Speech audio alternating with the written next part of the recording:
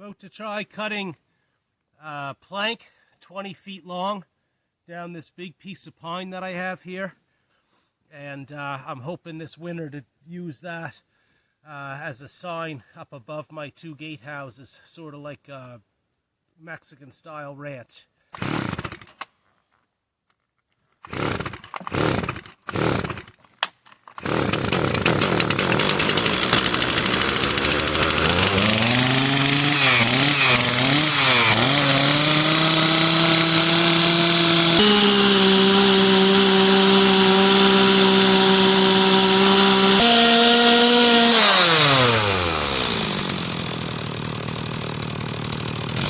Already off my mark.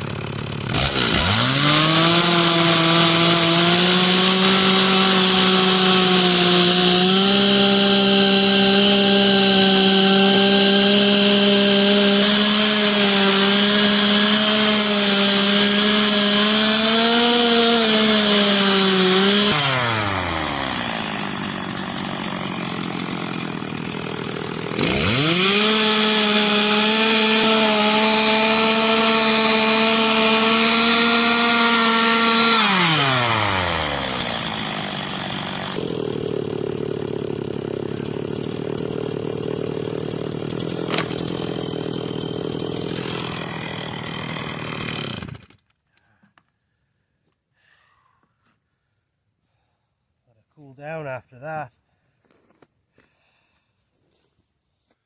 So we're ripping a board today that's going to eventually go up between the two gatehouses that we've built on either side of our driveway, and this is so that I can put up the name of our farm and burn it into the wood. So I wanted a really good sized plank, and it had to be about 20 feet long, and to rip this into a board I'm simply using a 2x4 that I've nailed onto the top here as my guide bar, and then trying to saw straight down either side of the 2x4.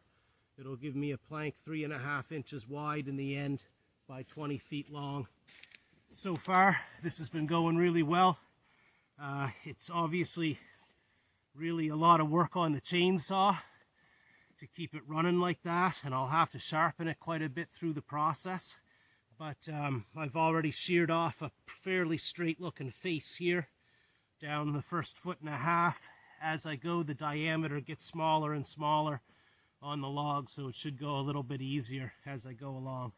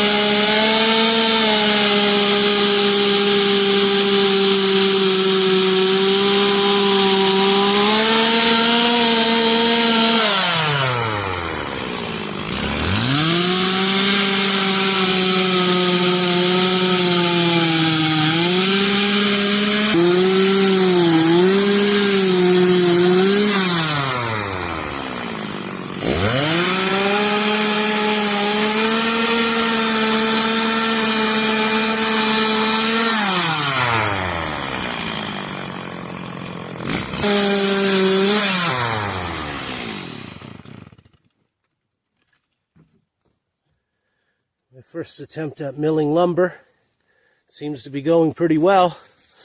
I've got a actually really smooth face there that looks straight up and down. This is going to take a while though with the chainsaw to go down through this. I'm using a Stihl 260 over there. Great little chainsaw, but it's definitely working hard at this. Sharpened up my saw, came back, and we're making some progress here now. We've got a nice chunk of this log milled, and it's turning out pretty good. I ruined the 2x4, of course, that I put on there because I do catch the edge of it every now and then. But, and it's not perfectly straight along the front. You can see it's pretty rough cut. It gives me a flat surface to work with, And I'm about to move my board here that I've been using as a guide on this side. I still haven't started the other end, but I think I'd rather do the other end from that side so that I'm always working on my right-hand side with my chainsaw coming this direction. That is easier for me. And so I'm just going to haul up the nail that's right here. And I'll take this, I'll leave the nail in that's on the other end down here. And then I'll just swing this 2x4 out and around like this and nail it on back there and just try to line it up with the existing cut. Okay, first side is just about done. I came to a point there where I wanted to cut my first slab off, and I went a little bit deep with that cut. Beyond that, you know, it's rough, but it doesn't look too bad in terms of how straight it came. Now we're about to start the second side right now and try to rip up the entire side up to here. And then I'll have a piece weight-wise that I might be able to manage. What I like to do, once I have my cut lining up with my 2x4, you can just kind of set the saw on the 2x4 here, and then just ease it down into the cut and try to keep it straight. Saw on the board.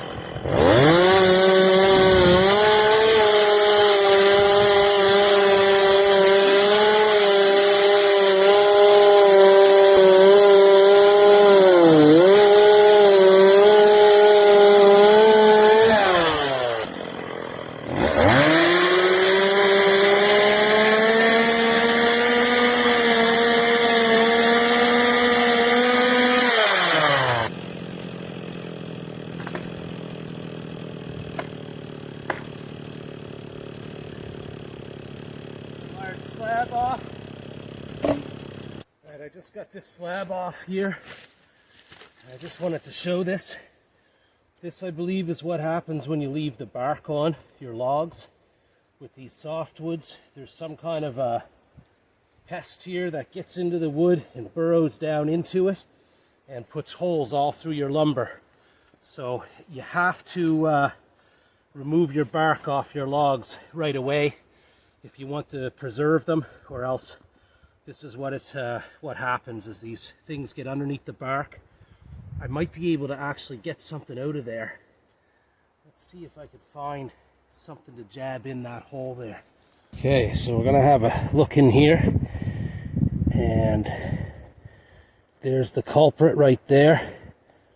It looks like some kind of a grub that comes into the wood and hollows it out. Probably high in protein, probably tastes awful.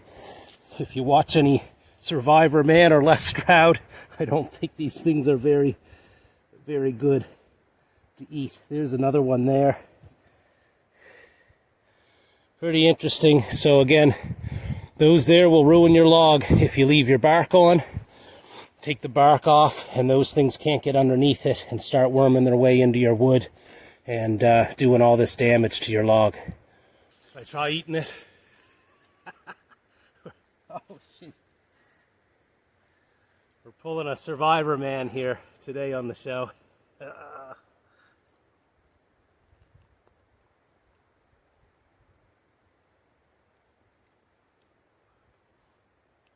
Actually not bad. Find me another one of these. There we go. Actually had sort of a nutty aftertaste to it. Ooh.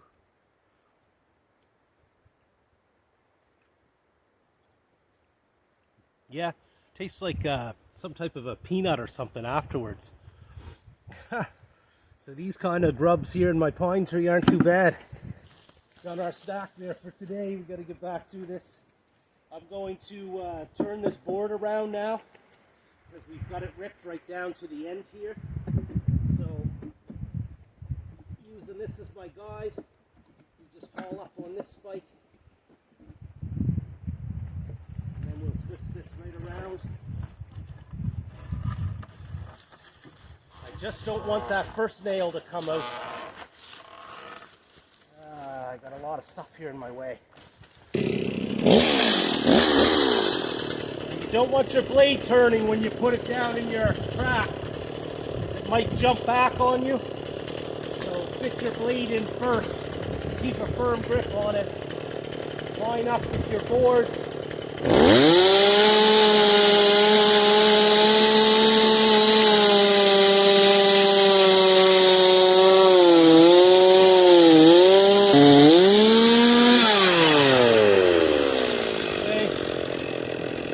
I just tip my blade in, up and down, and I've got to watch not to put the tip of my blade into the ground, so I have it up on these sticks here, and I also have to watch my own feet that I don't cut into one of those, so I've been conscious all the way coming back here of where my toes are in relation to where my blade is.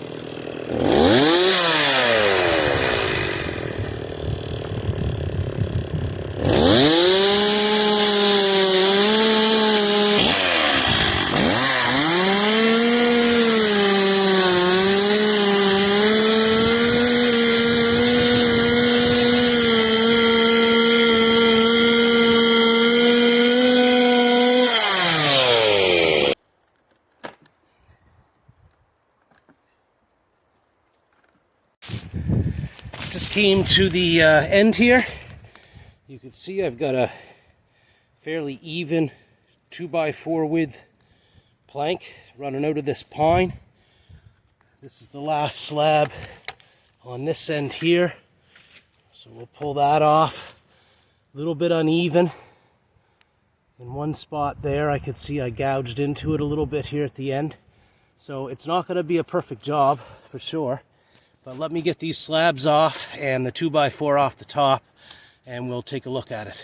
Okay, so here's a final look at the board we milled. Like me, it looks good from far.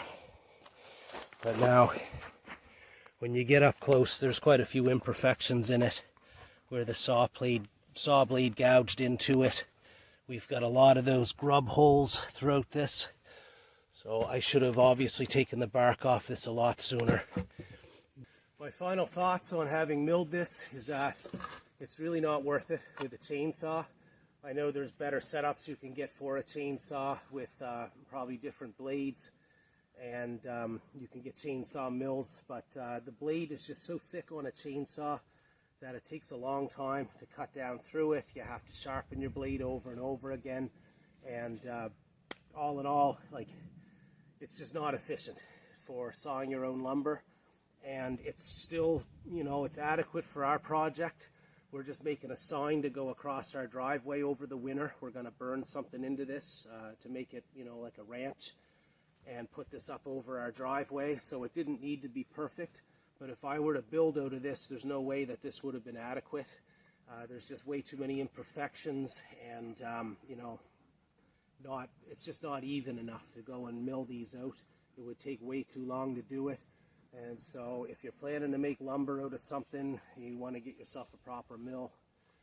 Chainsaw milling is really not worth the hassle involved. But anyways, I'm glad I tried it out. It was worth experimenting with. God only knows how our ancestors did it when they actually used wedges. And they would come down the tree, I believe, and drive a wedge in every so many feet, and then split, you know, the round halves off of each side. But how they ever did that, and then they would have, I guess, had to plane it down to make everything even.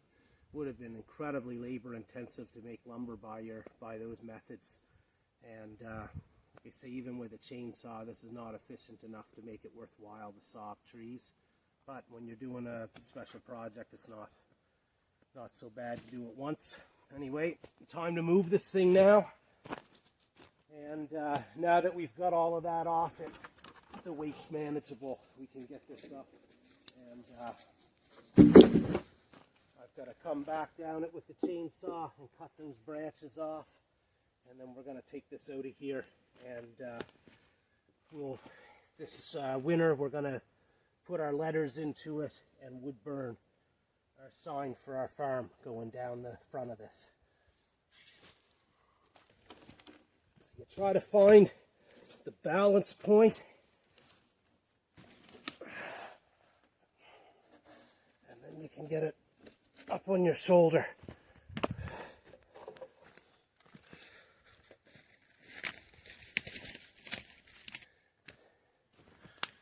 Thank you. Like and subscribe. We appreciate people watching the videos. Okay, now that I carried this out of the woods and laid it out, looking this over, I have a nice section that's fairly consistent from about here, just past this wide end, there all the way down to right about there somewhere in it. And that gives us a plank that's 3.5 inches thick by, I think, 10 inches wide.